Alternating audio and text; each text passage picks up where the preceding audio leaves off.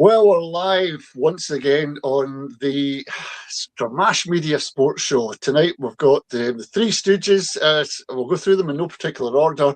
Davy Robertson, how you doing, Davy? Very well, thank you, Nori. Yourself? I'm doing fine. Glenn, how you keeping, mate? Oh, great. It's Friday. What's not to like? Chris in the corner. I didn't know I was in the corner, but I feel as if I'm on the Blair Witch Project video. Doing fine. We're all in the corner. Doing fine. Right. The first thing, I suppose, because it's a Scottish sporting event, Scotland beat Wales at the rugby on Friday, and it just solidified Scotland's position. Second in the table now. France are top, but we're playing really well. This is a contrast, Chris, to the first game when we got beat by Italy, and we were all wanting Gregor Townsend's head in a plate. How sport is so fickle. Now he's the hero of all Scotland. I mean, I wouldn't say hero, but they've certainly, you know, they get hope out the way, and then they can concentrate on actually doing what they do best. So great comeback, to be honest. You lose the first game, and you can say it's I suppose an example of stability that they managed to rally around in the next couple of games, and fair play to them. I mean, they've played a hell of a lot of decent rugby. They have. David, did you see it? Did you see the game? I did watch the whole thing. It was fantastic. You know, I thought I feared the worst when it was 25 or whatever the margin was. But my goodness, what a comeback. And as Chris says, you got to take your hats off to them. Not sure much to do with Mr. Townsend, but the players, fantastic. That's a good point, Dave, because a lot of the players after the game were saying they were playing what was in front of them. You can't be coached that because, you know, if you take Finn Russell's kick from the halfway line from the restart, he found Darcy Graham. That is just instinctive. You can't coach that. No. Definitely and he's just amazing. Glenn, what did you think? Did you watch it? Are you a rugby fan? Did you watch the I'm an international rugby fan. I watched some club rugby, but I watched all the internationals. Yeah, I watched it. I would at the end, I loved it. But I'll be fair and honest. In the first half, I was like cursing, and I was like, "Oh, here we go again!" Because it seems every time we play England and we put in a real performance, we then lose the next game. We win the Calcutta Cup, we lose the next game. This is the first time, as far as I can recall in ages, that we've won the Calcutta Cup and we've actually managed to win the follow-up game, and it's brilliant. I mean, we knew that we're going to face a Welsh team that was up for it. I mean, they're on a really bad run, but their two cup finals this season are against us and they're against Italy. You know, correct. So they were right up for it. And we weathered the storm, and a bit of brilliance from the Maverick that is Finn Russell. I mean, you're right, you can't coach it. He seems to be improving and getting better. His decision-making, when to go for these kind of things, is getting better. There's less errors. He still makes errors, because I mean, that's the nature of the game. That's the kind of things he's trying to create. But still, that was a touch of genius. You know, he caught them sleeping, you know, and brilliant, absolutely brilliant. And it killed the game for them. That was it. You could see it. You could see it in the crowd as well. You know, they were still celebrating scoring. And then 40 seconds later, they'd lost a try. And so it was absolutely brilliant. I loved it. And the thing was, Chris, it was a no-effort try. There was no phases of forward play. It was just a kick, catch, put it down. It's easy try to score and you get 7 points from it. No, I mean, you're saying it's no effort. For me, it's because I'm one of these sort of guys when I'm playing football. I'm not the greatest guy, but I'm always thinking all the time. And I mean, I believe the Welsh coach was a Scottish defence coach at one point, was he? Aye. Steve Tandy. So, I mean, honestly, I don't know what that guy's last thought's going to be when he finally leaves this planet, but I'd say it could, because I mean, Glenn's right when he said it killed him. It was just it was a bit like, you know, it was a bit like Shankland against Denmark. He just stood his ground and he just stood there and did, you know, and it was they caught them on the hop, and it was the most avoidable try probably in history, and that's what I think, as Glenn alluded to, was the absolute sucker punch. They were going, right, okay, we're in here. And for me, like Van der Merwe and all these brilliant tries, that's great, and they'll be the ones that are remembered. But the way I sort of think, I'll remember that probably more, just because It was so clinical, and it was all about just always being switched on, always. And that's a great wee lesson there for anybody that isn't the best player in the world, but you can always eke out an advantage if you keep your head screwed on. David, it was the element of surprise, I think, that won that try. It wasn't anything else. It was just catching them off the hook. I was certainly surprised. I thought, what are you doing? And then 10 seconds later, now I understand what you're doing. Absolutely fantastic. I think that was a turning point in the game, to be honest. Yeah. I think the whole game turned right there, right then. Yeah, you could definitely sense that the noise in the stadium had been reduced. They were shocked. And then when it restarted again, Scotland were on the attack again. And then it was a kind of funny free kick we got, because you're not allowed to play the ball on the deck. And the boy was tackled by Sione Topoloto. And when he was on the deck, he handled it. And then that gave us possession again. So the momentum carried on with us.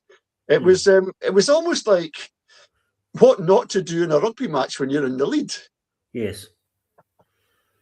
And I think it was Tiger Woods that said he's the only guy that can, once he's ahead, he knows how to stay ahead. He prefers to be ahead.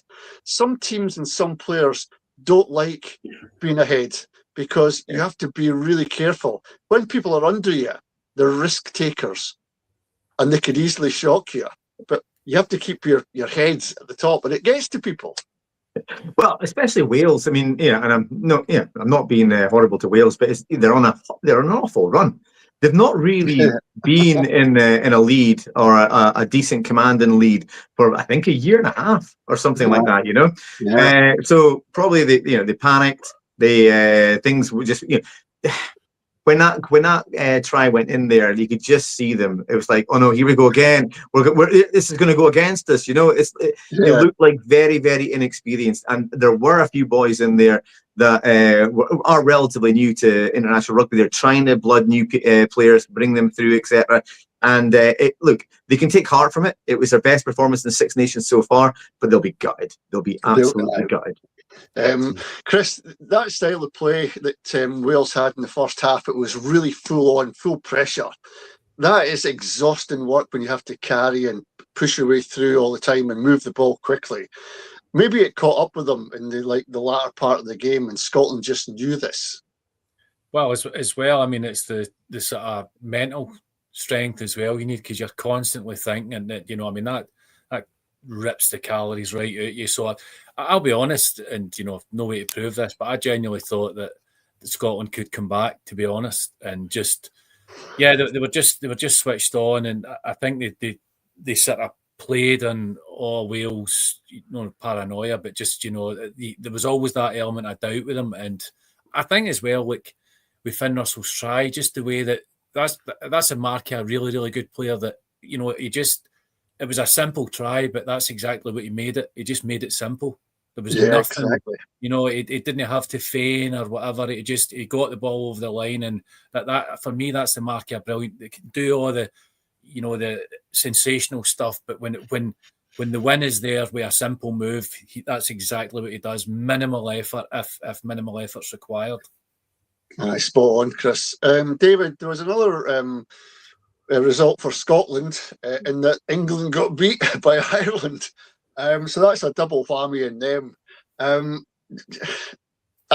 I always like when Scotland beat England because I'm a Scot, right? But I always support any other team but England as well. So what did you think? Did you think England were just a one-dimensional team? They didn't have anything to change the game almost against Ireland? Yes, I think they, as usual, just thought they would turn up and win. But no, Ireland are a tremendous team. And England lost. My heart's bleeding green.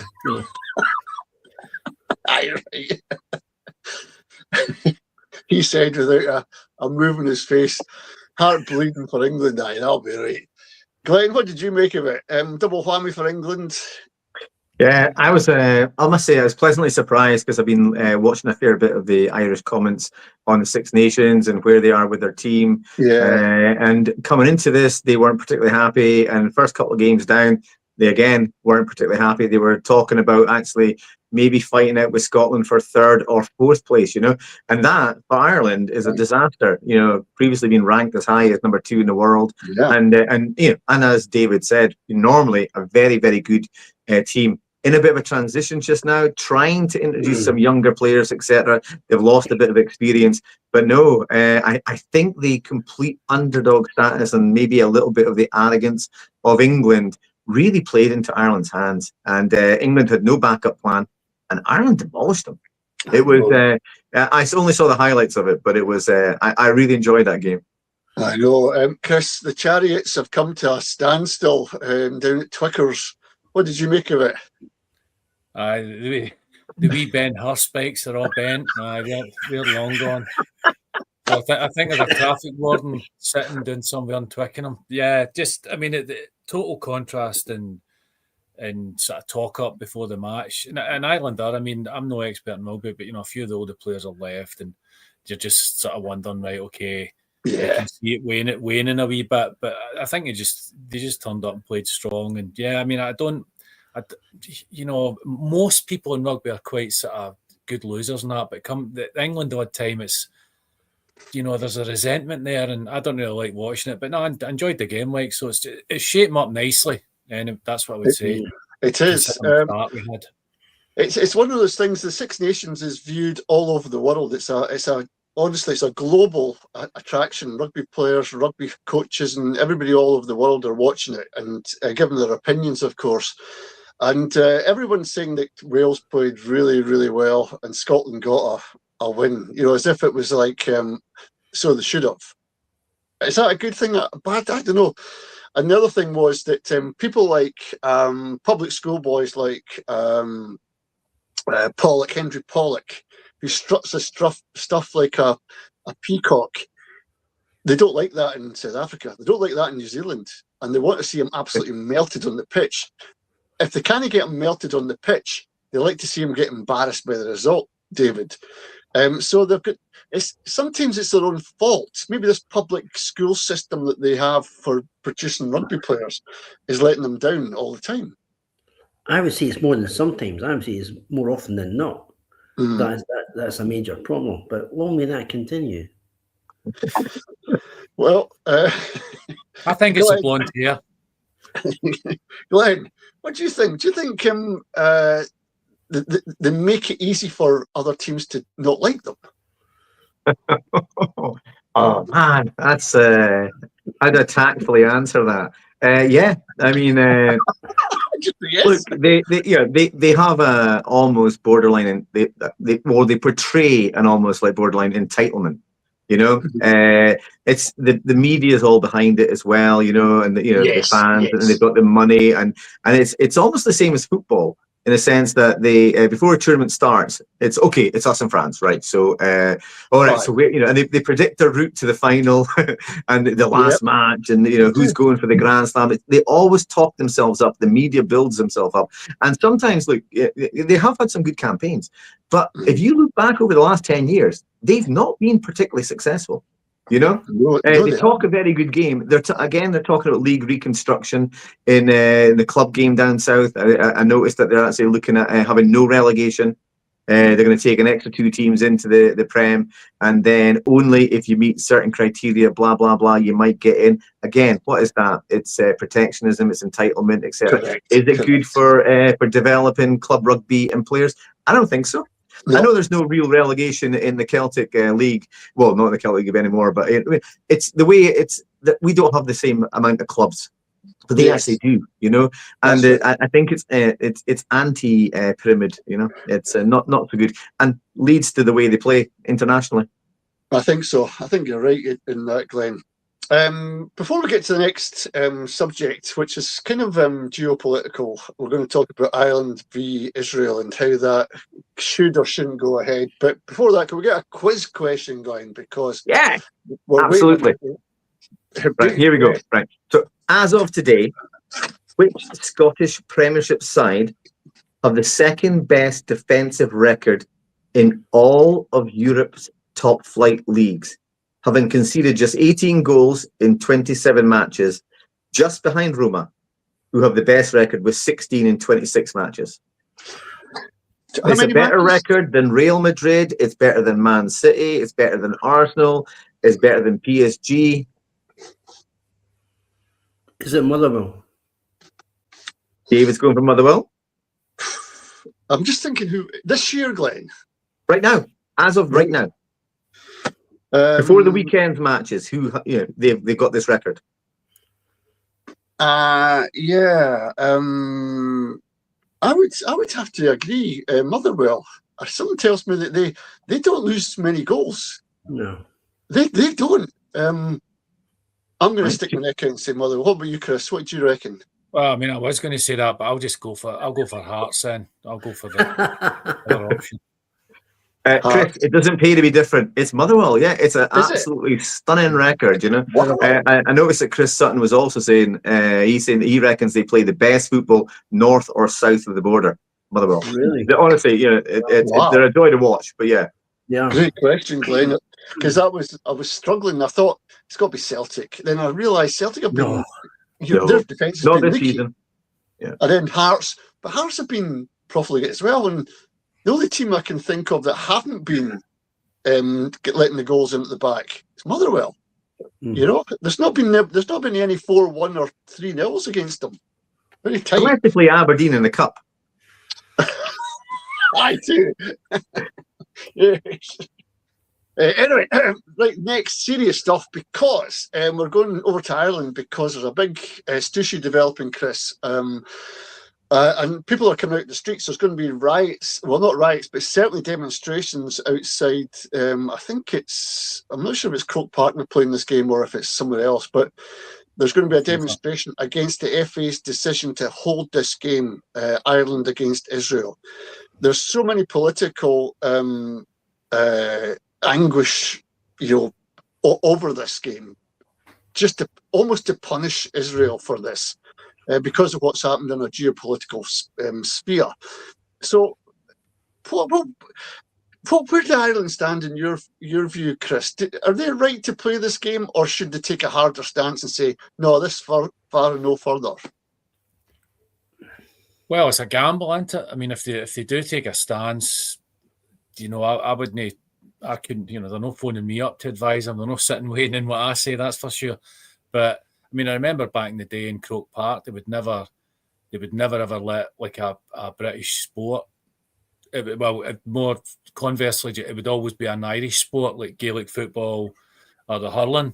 So and they did take a really strong stance on that. Now they'll probably get penalised if they didn't go ahead with the game. So it really depends on how strongly you feel about it. But I think if they do take a stand, they'll definitely get penalised. So they really need to either stand up and be counted or lodge a protest and just play under duress. But I don't know. I mean, I wouldn't be able to advise. I mean, yeah, it's the thing is, we wouldn't be talking about it if it wasn't a difficult situation. So I'm going to sit on the fence on this one, sadly. David, Ireland has been politically in line, in tune, if you like, with the Palestinian movement, because they've been oppressed and they can see oppression, and there's a history between the two countries. This means this is a very important issue to the people of Ireland. Are the FAI missing a trick here? Possibly, but like Chris, it must be very difficult. Maybe they should consult the players. I don't know, but I do remember not so long ago, I think it was netball, women's netball. That's not a thing I watch very often, but I seem to remember the Irish netball team turned their back when the Israeli national anthem was sung, and I think at the end of the game they refused to shake hands. So they obviously made their feelings perfectly clear, but there's not much money in netball, I would think, compared to football. So who'd be a politician, Nori? Gee whiz. Glenn. Politician. Glenn, if UEFA can ban Belarus, remember they played Scotland, and they can ban Russia for crimes against whoever, Ukraine, why can't they ban Israel for crimes against Palestine? Well, they can. They've just chosen not to. But to be fair to UEFA, no international sporting administrative organisation has so far, the Olympics or whatever. No one's banned Israel so far. It would be stepping out with the rest of the the administrators in the world. But there's no reason why they can't do it. I mean, I feel really sorry for Ireland. They proposed a motion asking UEFA to withdraw Israel from from the Euros, but of course they didn't win with that motion. So now they're in a predicament whereby they've sought legal advice. And they've been advised that they've got constitutional obligations to actually fulfill the fixtures. They could be punished by UEFA. And bear in mind, the next European Championships is hosted by Great Britain and Ireland. So could the possible punishment be that Ireland don't get to compete, or they don't even get to host? They could, because I mean, if UEFA turned around and said no, Ireland can't be involved. I mean, there's capacity within England for them to take up the extra stadium. I think it's only in Dublin, So and they've got an obligation to their fans. So they have a political point. I think former Ireland boss Brian Kerr and the current Shamrock Rovers manager Stephen Bradley, they both come out and said, no, boycott it, don't play it. Okay, but if you ask the ordinary Irish fans, okay, do you want to go to Euros? Is your support for Palestine, your anti-Israel views, is it enough to actually say, okay, that's it, I'll give up my dream of going playing in the Euros? Because Ireland haven't played in the Euros for a little bit as well.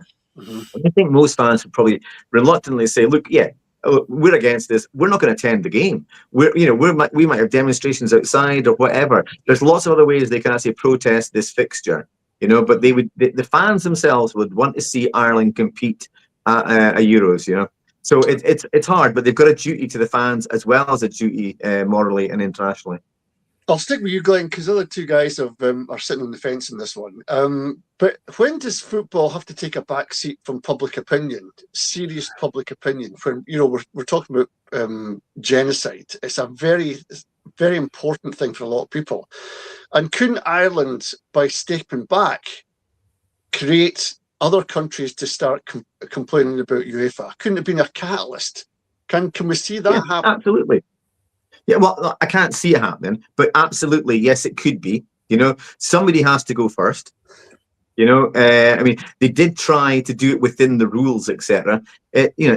Ireland are like Scotland, Wales, etc. are a relatively small footballing nation.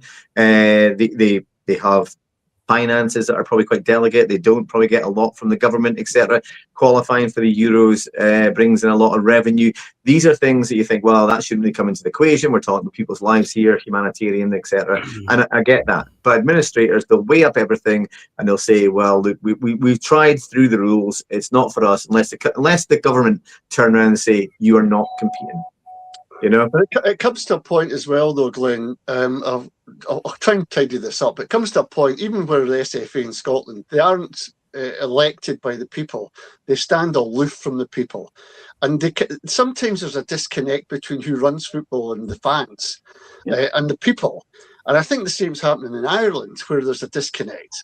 And I think if Ireland are still are wanting to be taken seriously politically on this, because it's really important to them, then the obvious solution would be to stop this game and take the consequences.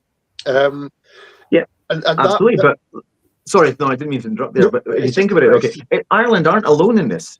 There are other teams in their group that are currently planning to fulfil their fixtures. We are about to play Israel in the Scotland Women's Nations League as well. And there's no mention of anything of us not taking part in it or whatever.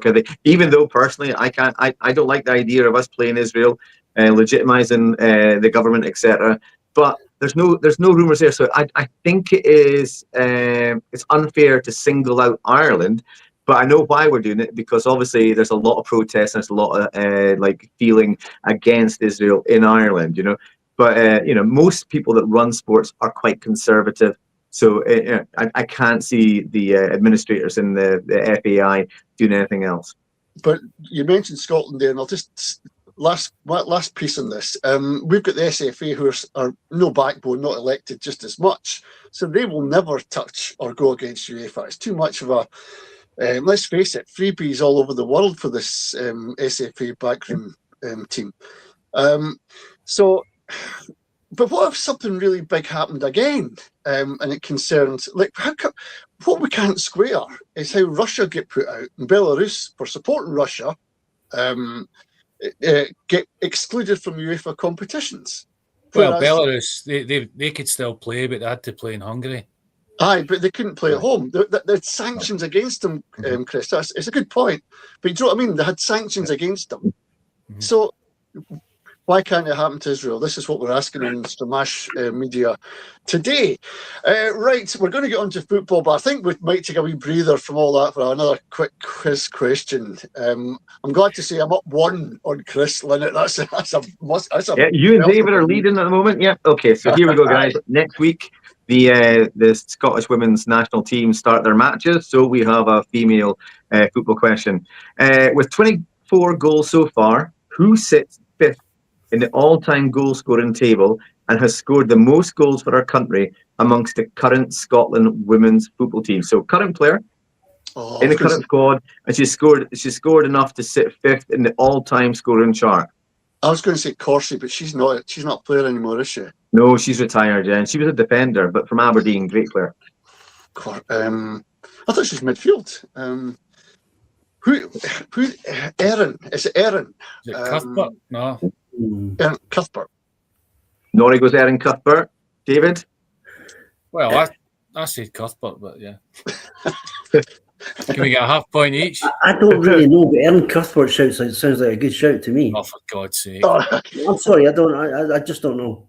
Well, David, you can go Erin Cuthbert if you want. Don't worry. Thank you very much. I'll go Erin Cuthbert. Yeah, absolutely. Yeah, don't be bullied by these two. No. And guess what, guys? I'm gonna have to write harder questions. You're bang on. It's Erin Cuthbert. Do you know this? If I hadn't written it, I'd have said Caroline Weir, but it's not. It's Erin Cuthbert. Nope. The Chelsea midfielder. Chelsea, yep. Erin, Erin Cuthbert. Right. On to. I reckon the next one's going to get you. Aye, it usually does. Next, football, Scottish football. Is it fanciful to now say, David, that there's 4 teams in this mad league that could win the Scottish Premiership? Well, there's certainly not 5. I don't think Motherwell could probably make it, but I mean, it's not too fanciful yet. But I think realistically, it's probably a 3-horse race. Sorry, Motherwell. Do you not think that the way they're playing though, and it's the free-flowing football, it looks impossible for them to lose? I think the points difference would mean something like they have to win every game, and the 3 above them would have to lose the majority. Now, given they play each other a couple of times, that's probably statistically unlikely. I would guess. Well, if they go in the top 6, it's very likely to. No, I think my view is a 3-horse race. Sorry, 3-horse. That's my yeah. Mother will be fantastic, but 3. Glenn, do you think it's a 4-horse race? I think it could be. That sounds like I'm sitting on the fence. No.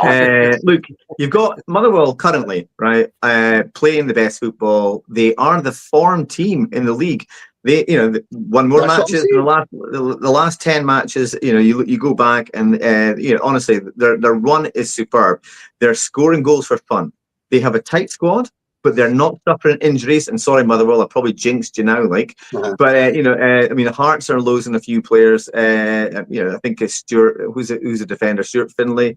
He's just, he's out for 6 weeks, etc. Celtic Rangers, they've got to play each other. That's dropping points. They've got a game in hand on Hearts and Rangers. And the interesting thing is, this is what normally doesn't get factored in. But if you've got 4 teams playing relatively well and all going for the title, the top 6 afterwards is a potential cutthroat 6.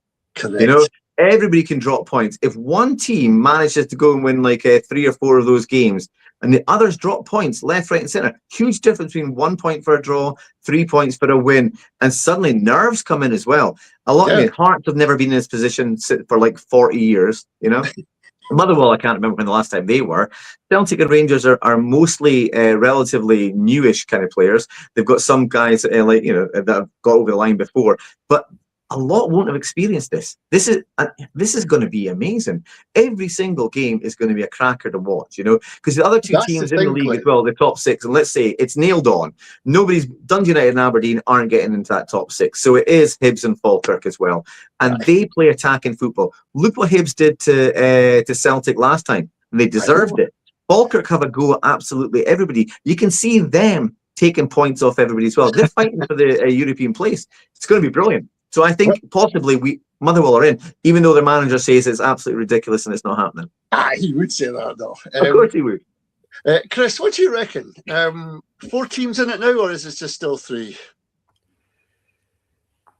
I mean, I don't think Motherwell for the league, but I think they could definitely climb 1, if not 2. I mean, their goal difference for a start, but just in the way that the goal difference is a point, more or less, the same with Hearts. So just the way they're playing, I mean, that guy he just seems just a classy player that knows how to score. And there's a few of my pals have said Slattery knows how to dive. So we'll get on to that in a minute. I definitely think they could definitely go. But it's Dundee United and Dundee in the next couple of games and Celtic. So they done Rangers. I'm hopeful that they can disrupt the top 4. I don't think they'll win the league, but no, because they'll get vertigo or anything like that. But just I don't know if the way they're sitting just now, I don't know if they've got enough. But if right now they were all a standing start, then I wouldn't have ruled them out. But obviously that's hypothetical. But yeah, I think they could climb 1, if not 2 places possible. I think it'll cause some serious disruption, and that's again good for the league. So, David, could they be kingmakers then? Could they take points off one to give to the other, and etc., etc.? If you don't think they're going to be, no, they could well be kingmakers. They're a dangerous team. That guy just last time I saw him was phenomenal, and the unpronounceable fellow got up front. He's dangerous as well. Manawasi or whatever, something like that. Yeah. He is very dangerous. I'm telling you. They could easily take points off anyone. Kamara is a good player. Manawisi, they're just he's brilliant. It's not even that though. It's the way they're playing from the back to the front, and when they've got a chance in the goal with area, there's about 5 guys there waiting for something to come down for them, and they seem fit. I mean, the thing is, Paul McGinn is, I think he's 35. He's 35. But he's playing like a 24-year-old. I don't know what he's been eating or what he's been doing, but there's a new lease of life. And did you see Stephen O'Donnell? His chip over, the defender. Unbelievable skills they're coming out with. That's good coaching. That is good coaching, because these guys wouldn't have had the confidence to do that before. And when you get on a run, momentum is everything in football, in sport. And I think that Motherwell could quite easily be at least kingmakers, and at the very most, they could be making a dent in all those teams above them and making it very, very tight for them. And I wouldn't write them out at this point, Glenn. I wouldn't. Yeah, Norrie. Thing is, I mean, it's easy to discount them, but 3 losses in an entire season so far. Only been beaten 3 times in the league in 27 matches. Best defensive record in Europe, almost. In the top flight leagues. I mean, something remarkable is going on there. It's a great style of football, and it's all without the person who was supposed to be their star player, Lennon Miller. Yeah, that's right. Well, Chris, I heard the manager on TV when they got put out of the cup by Aberdeen, and he was quite calm. And he just says, "Yeah, it would take 2 of our players to get sent off for them to ever beat us." How calm? He's just been put out of the cup, but he still sees something to promote his team by. Do you know what I mean? He's not worried about it. No, I mean, the game's done and dusted. I mean, I watched that game. It was some of the sendings off, but just a calm Norwegian guy. I mean, they're generally, I think Reeseth, that was the one guy, that was a Celtic player, and he got substituted on, and he just literally walked on deck, somebody, and walked off. But as a rule, most Norwegians are fairly calm, and I mean, he's got it all going from a great community spirit there, people behind him, and records like that, they'll probably, if he's allowed to stay, then I can only see them improving next year. You know, and with the record Motherwell got of managers just walking out, I think they know that they're on a good thing with him. So hopefully they can keep him, because they're on the up with him definitely. And you know, there's no reason for that to stop. But the chances are a few bigger teams, whether it's England or further up the league, which they can't really go much further up the league. But yeah, I think people will be circling for him, to be honest. I think so. But David, if you were in the manager's shoes, would you stay at a successful team he's brought up and he's developing, or would you move to another club that might pay more and you'd have to start the process again? I think I know what I would do. I would stick. Would you really? I think I would move just for the challenge, the money. See if you can do it again. It's like footballers. I don't blame them for moving clubs when they're getting nothing stuck at the end of their weekly pay packet. I don't blame them at all. Money talks. And this guy, I'll be stunned if he's still at Motherwell next year. Absolutely amazed if he's still there. He might still be in Scotland, but I'll be amazed if he's still at Motherwell. Yeah, he deserves a crack at something bigger. He's done a phenomenal job. He still is. Glenn, what would you do? Would you stick or twist if you were the manager? That's a hard one, isn't it? Really, the thing is, it really depends on his mindset. Yeah. Motherwell are so within Scotland. You have the big two traditionally, etc. Then you have the bigger like provincial clubs such as Hearts, Hibs, Aberdeen, and maybe Dundee United, etc. And they've got bigger resources. And then out with that, you've got some decent teams, but they've got less resources. Now, what did Motherwell say to him? It all depends on their ambition. They banked 4.6 million for Lennon Miller. Do they turn around and say, absolutely, we guarantee you stay? None of the players that are here just now will be sold, and you'll have a transfer budget to bring in new players, etc. Stay another season. Let's build on something here. I might stay in those circumstances for one more season. But if Motherwell maybe do what they've been doing before, e.g., okay, we've had a really good season, and understandably we've got to balance the books, so we're going to sell our top striker, we're going to sell another couple of players, and we can't offer you a pay rise. So then you think, well, that's it. This is as far. I can't. I say well, I'm not going to win a league with them, and I don't think I can get into maybe any further up the league than this. I finished second or finished third. Then maybe that's when you walk away. Rumours are Celtic are looking at him. You think about how they're underperforming with 80 odd million pounds sitting in the bank, etc. You come in, I'm sure you can negotiate a deal whereby he gets, a really good transfer spend. He gets to work. If he can do this with players like this, imagine what he can do with players that are much more technically gifted. Or conversely, maybe he won't be able to handle players with an ego. I don't know.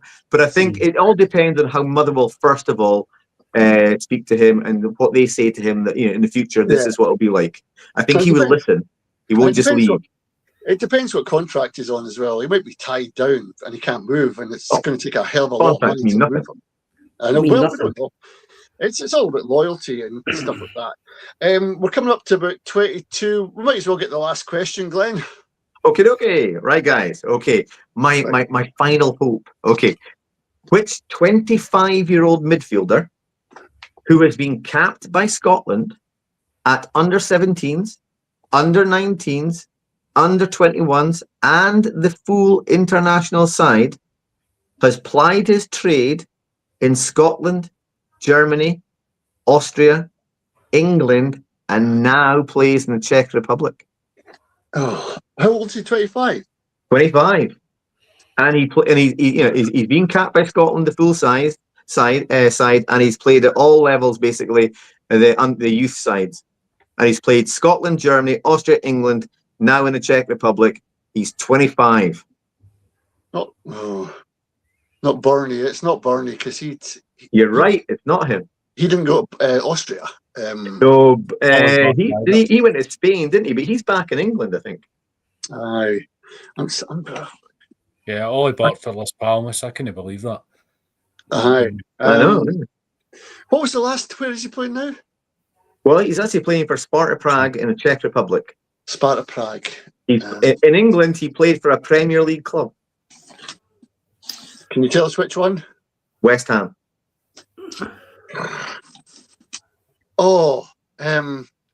Oh no! Has he just left West Ham recently? Yes. Aye. I'll never get his name.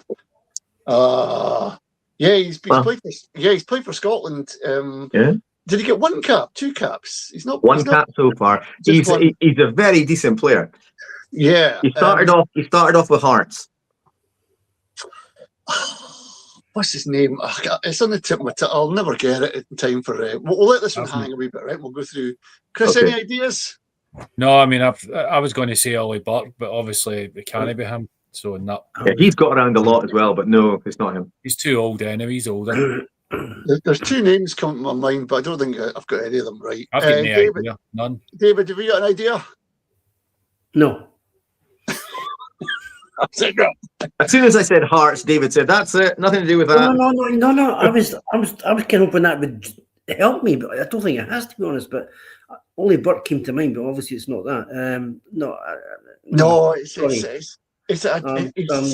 drawing a blank here. It's not. It's not Irvin. It's not. It's is it a Scottish name? It's got a good Scottish name. Aye. Yeah, he has. McDonald. It's not Cedric or anything like that. No.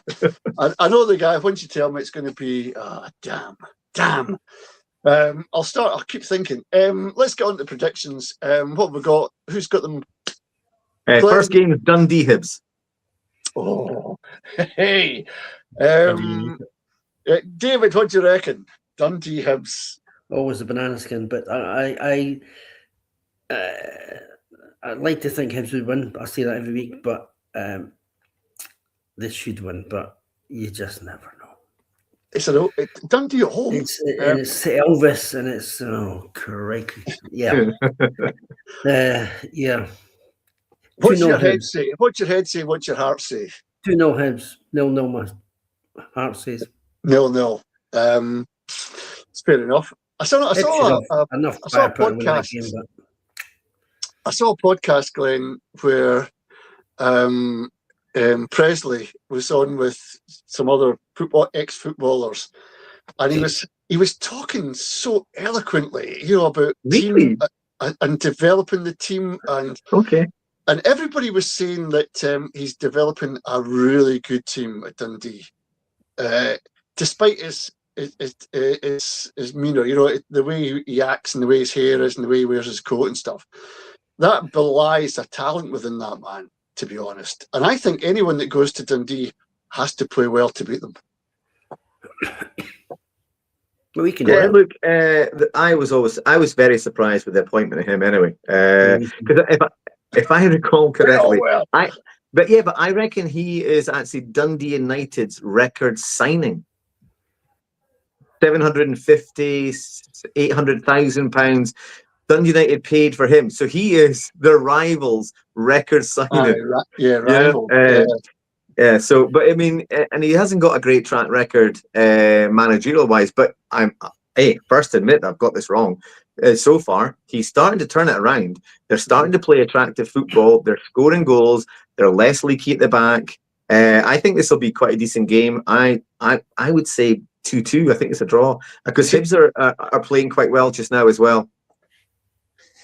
Chris, Presley says, if you're wanting a manager that can win your trophies, I'm no your man. Hardly they instilling confidence within the playing group. But he's turned out to be quite a sharp card. Well, I mean, it wasn't wrong when he said that. So that's, I mean, I think he's everybody's favourite J.K. Rain man at the moment. So, aye. What was it? I think he said Dundee are a jobby team. He did. I think I've done well with a jobby team. Yeah. Aye. I think they'll get a goal. I think they'll get a draw. I think one each. That's 3 draws so far. No, I'm sticking to 2-0. No. Are you sticking to 2-0? You're going to 2-0. Okay. For Dundee or Hibs? No, we're going to do it. We're good. We're good. Yeah. I've got. Chasing Motherwell. Come on. I'm going Dundee to win this one. I think they can. Okay. I think they'll be. They're wanting to get out of that relegation zone, and I think they've got the players in this team and the systems to do it, and the manager.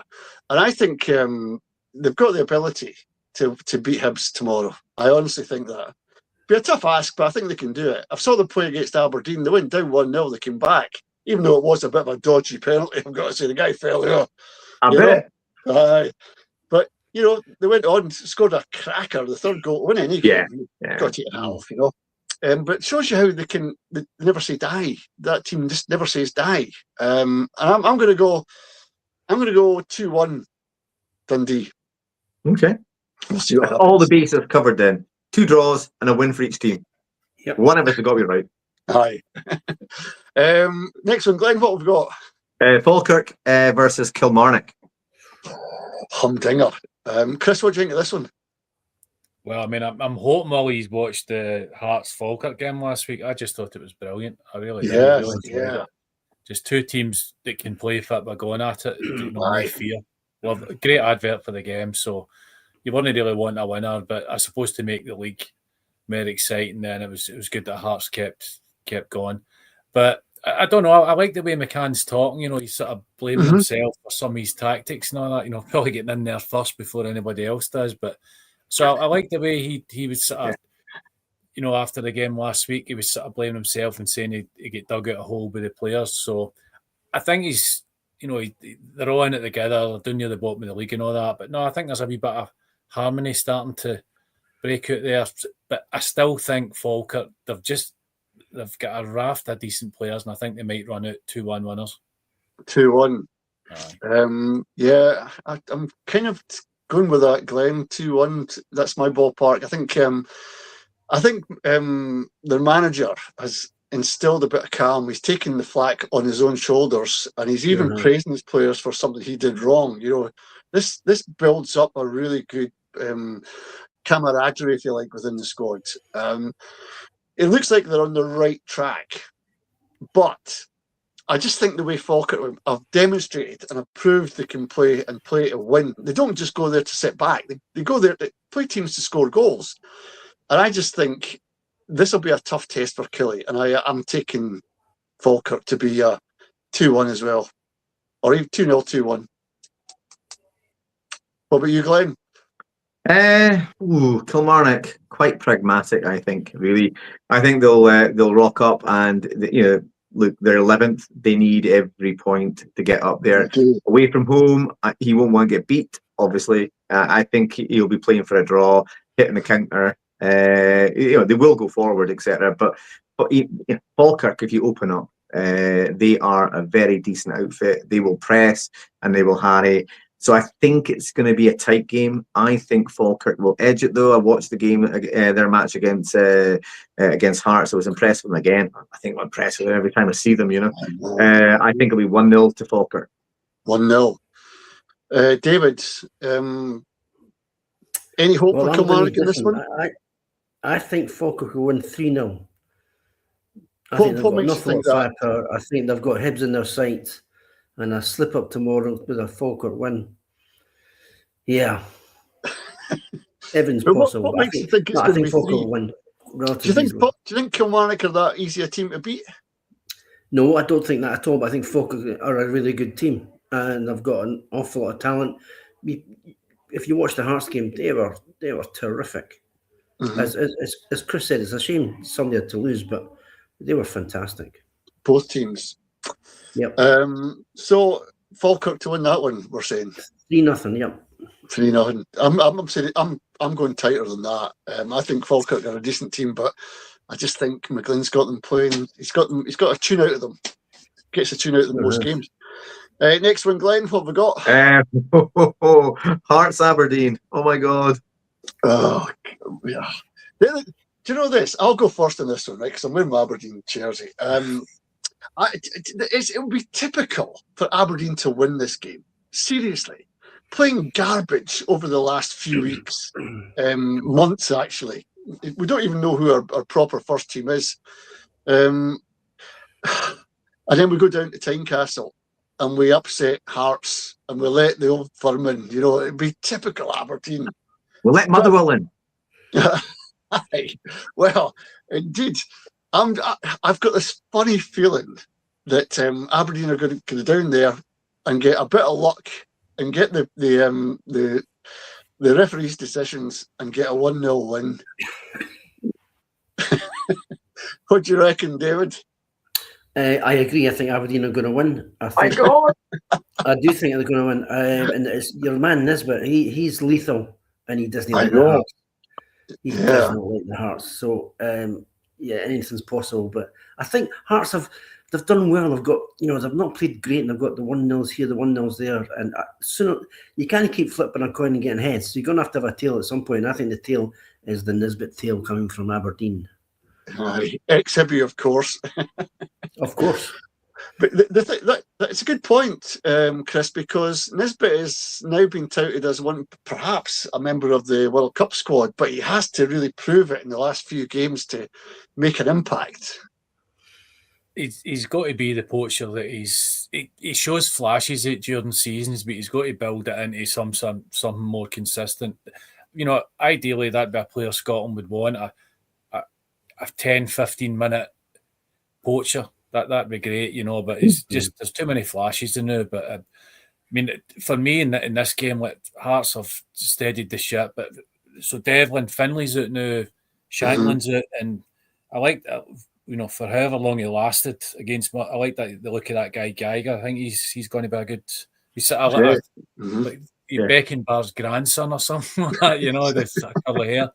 But so he looks pretty good. But I think I was sure they were going to beat Dundee, but there you go. I would say one each. I believe. I think one each. One each. Glenn, where do you stand in all this? Oh my God, I need to drink what you and David are drinking. Friday night. You've got your cameras positioned really well there, so we can't see what's down there, But it sends them up to me. I don't know. Look, last week, convinced Dundee wouldn't beat us. They haven't won at Pittodrie for about 20 odd years. Well, that worked out, didn't it? We've not won at Tynecastle for something similar. We've got a horrendous record down there. Been traumatized so many times watching Aberdeen down there. I don't know. It's an odd one. There's a few injuries starting for Hearts now, just to rack up there. Aberdeen, you were talking about Nisbet. I actually think he's a really decent outside bet for getting on that plane. He's been capped by Scotland quite a few times before.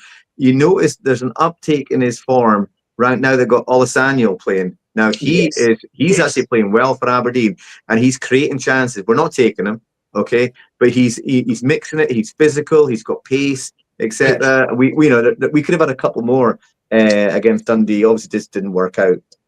Sorry, with Dundee United as well. And he's got a right presence, and I think Nisbet's benefiting from that. I think whether we've got enough to win this game, I don't know, because we are still leaky as hell at the back. The new goalkeeper, Bratviel. I mean, I was really hopeful. Capped by Norway once, and I'm thinking, that's it. Get Mitov out, he'll be better. But he made a howler. It's why can't we sign goalkeepers? I tell you what, I'm going to go with. We'll do enough to dent Hearts' title ambitions with a 1-1. 1-1. Wow. 1-1. I'm going 1-0 Aberdeen. And I've no idea why I'm saying 1-0 Aberdeen. It's just one of those gut things. I think Aberdeen playing garbage. All of a sudden, they're against the top team and they do something. Just like the cup final, playing all the way to that and we're garbage and then we win a cup final. It's kind of like that. I don't know why. Next one. Well, we've got Livy versus St Mirren. Oh, now, Chris, these are... If you were asking me now who are going to be down the bottom two, I would have said those two teams. And that's the way it'll finish. Because I can't see St Mirren doing any better than Kilmarnock. And I can't see Livingston, although they nearly got a win against Celtic, a draw against Celtic, and they drew against Rangers, there seems to be green shoots of recovery down there. I don't know if it's called the Tony Macaroni Stadium. I just like saying that. Tony Macaroni Stadium. What do you make of this one? I think they'll have a wee shot. Like, obviously, the new manager, well, no new managers, are just the guy getting promoted from within. So I think the Rangers game would have given them a wee shot in the arm, definitely. I mean, it wasn't just a 1 each, it was a 2 each. And yeah, but for your man getting sent off, we'll not talk about the Mikey Moore probable penalty that they didn't get against him. But no, I think they'll get a wee boost out of this, as I say, with the new guy getting promoted. I think they could. St Mirren they're doing what I thought Dundee would have done and I think Livy will come out on top. Maybe I'll go for 2-0 this time. Aye. 2-0 to Livy. Aye. It is a home game for Livy. Glenn, what do you reckon? Yeah, I'm with Chris in this one. St Mirren are on a bad run. They on the road, they're appalling. In the last 10 matches on the road, 8 defeats and 2 draws. You know, they haven't won a game in 10 on the road. So I can't see them after the 5-0 humping by Motherwell. I cannot see them, getting it together in time for this. I watched the highlights of the Livy game. I tell you what, they look clinical. You know, the first goal was a stunner, absolute stunner. I think it'll be a tight game. I think Livy will win it 1-0. 1-0. David, they've signed Scott Arfield, who's a prolific striker. They're tightening up at the back, definitely. They're coming close to getting good wins against the Old Firm. Is this the time for Livingston to make a wee charge? Can they win this match?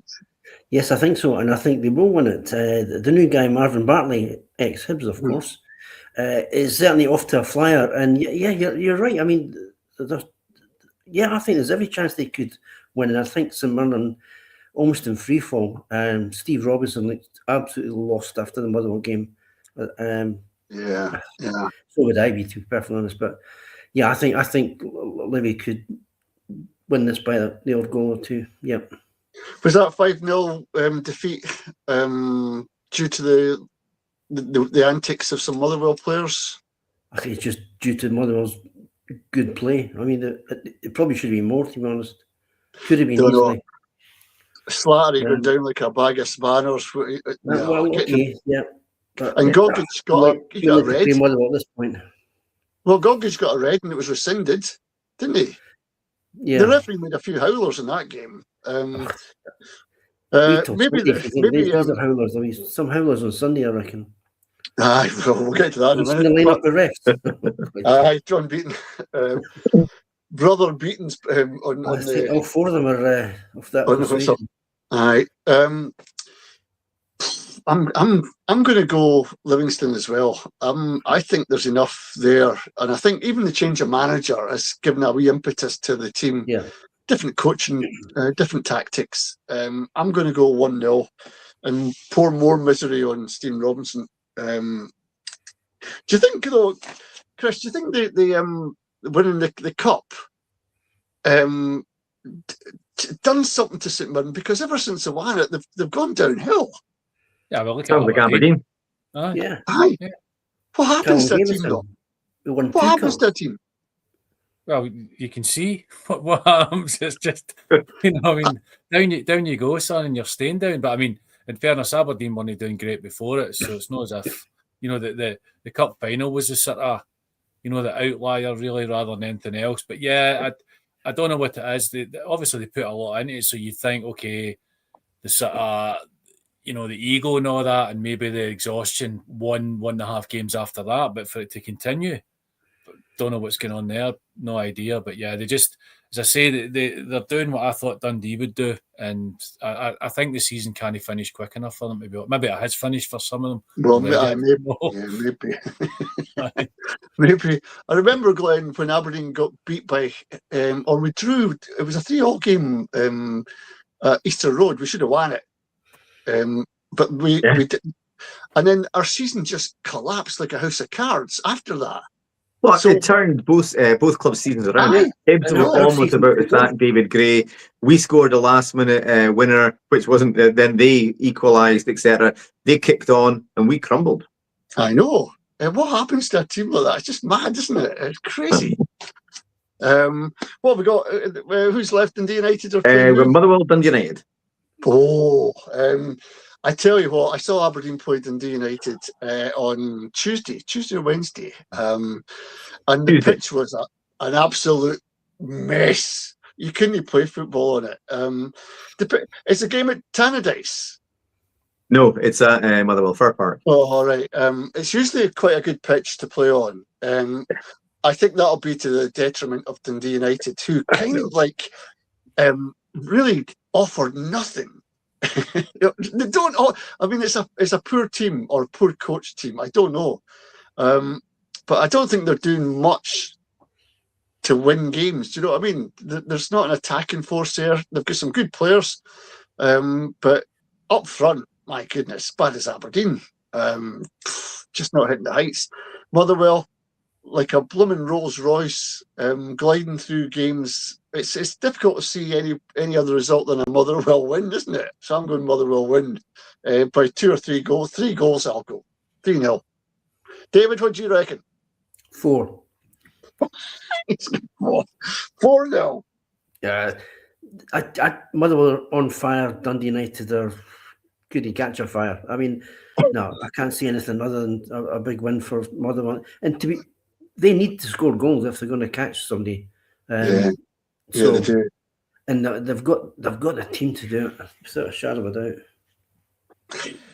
Chris, no Scottish players in their team, hardly any. There's one, I think there's 1 or 2 now, but for most of the season they didn't have a Scotsman in their team. Was that to the detriment of United? Apparently so, but yeah, I mean, I can't see. I'm with you, 3-0 Motherwell. I think Motherwell will control the game and cruise to a quick 2-0 lead and then just take slippers on, take it easy. Yeah, 3-0 Motherwell. I don't see it. Glenn, what are you? It's not good. I'm thinking 3-0 too. I mean, look, United will be the players will be looking forward to getting away from that awful pitch. But once they get there and Motherwell start zipping the ball past them, they won't be enjoying it.